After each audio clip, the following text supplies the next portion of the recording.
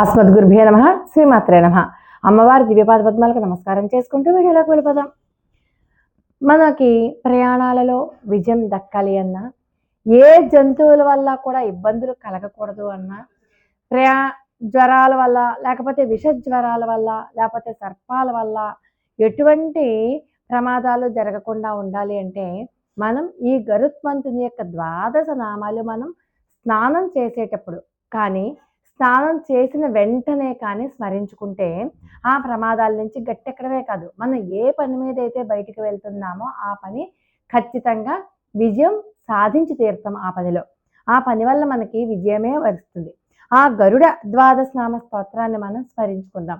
ఒకసారి స్క్రీన్ మీద చూస్తూ ఉండండి. గరుడ ద్వాదశ నామ స్తోత్రం. సుపర్ణం వైన తేయంచ నాగారిం నాగభీషణం జితాంతకం విషారిం చ అజితం విశ్వరూపిణం గరుత్మంతం ఖగశ్రేష్టం తార్క్ష్యం కశ్యపనందనం ద్వాదశైతాని నామాని గరుడస్య మహాత్మనః యః పఠేత్ ప్రాతరుత్థాయ సర్వత్ర విజయీ భవేత్ విషం నాక్రామతే తస్య న చ హింసంతి హింసకాః సంగ్రామే వ్యవహారే చ విజయస్తస్య జాయతే బంధనాన్ముక్తిమాప్నోతి యాత్రాయాం సిద్ధిరేవ చ. ఇది శ్రీ గరుడ ద్వాదశ నామ స్తోత్రం. ఈ 12 నామాలు ఎవరైతే చదువుతారో వాళ్ళకి ఏ పని మీద వెళ్ళినా ఖచ్చితంగా విజయం కలుగు తీరుతుంది. సుపర్ణ అంటే మంచి రెక్కలు కలవాడు. వైనతేయ అంటే వినతాదేవికి పుట్టినవాడు. నాగారి నాగులకు శత్రువు.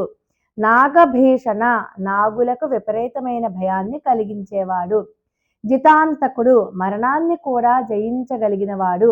విషారి విషాన్ని హరించువాడు. అజిత్ జయించడానికి సాధ్యం కానివాడు, అంటే గరుత్మంతుడిని ఎవరు జయించలేరన్నమాట. విశ్వరూపి సాక్షాత్తు విష్ణువును పోలినవాడు. గరుత్మాన్ మహాశక్తివంతుడు. ఖగశ్రేష్ఠ పక్షులలో గొప్పవాడు. తర్కషే గరుత్మంతుని యొక్క మరొక పేరు. కశ్యప నందన కశ్యప ప్రజాపతి యొక్క కుమారుడు. ఎవరైతే చదువుతారో వాళ్ళకి అన్నిటా విజయం సాధిస్తారు. దీనికి ఏ రకమైన నియమాలు లేదు. స్నానం చేస్తూ మీకు నోటుకు వచ్చేస్తే కనుక స్నానం చేస్తూనే చదవచ్చు. స్నానం చేసిన వెంటనే స్మరించుకోవచ్చు. ఏ నియమాలు లేవు. లోకా సమస్త సుఖినో భవంతు. మరొక అద్భుతమైన వీడియోతో మళ్ళీ కలుసుకుందాం. అంతవరకు నమస్కారం.